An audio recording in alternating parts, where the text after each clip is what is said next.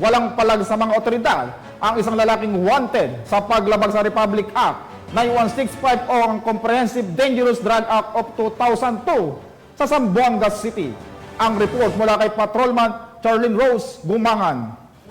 Person arestado matapos ang ikinasang law enforcement operation sa Zone 4 Barangay Putik, Zamboanga City noong ika-31 ng Mayo taong kasalukuyan. Kinilala ni Police Major Giovanni G. Julian, Chief of Police ng Zamboanga City Police Station 4, ang suspect na si alias Bento, 43 taong gulang, walang asawa at residente ng Zone 3 Barangay Putik, Zamboanga City. Bandang alas 5 ng hapon nang maaresto ang suspect sa nasabing lugar ng mga operatiba ng Zamboanga City Police Station 4 at Zamboanga City Mobile Force Company. Nasa kote ang suspect sa bisa ng warrant of arrest na may case number 37877 at 37878 sa paglabag ng Section 5 and Section 11 ng RA 9165 na inisyu ni Honorable Ruben G. Pajarito, Presiding Judge of Branch 14 Regional Trial Court, 9th Judicial Region, Zamboanga City, noong ika-28 ng Mayo 2024. Ang nasabing akusado ay kasalukuyang nasa kustodiya ng Zamboanga City Police Station 4 para sa tamang disposisyon at dokumentasyon. Patuloy na pinapaigting ng Zamboanga PNP ang pagpapatupad ng batas para sa mas maayos at mas epektibong pwersa ng pulisya sa ilalim ng serbisyong nagkakaisa na siyang susi upang makamit ang kapayapaan sa bansa.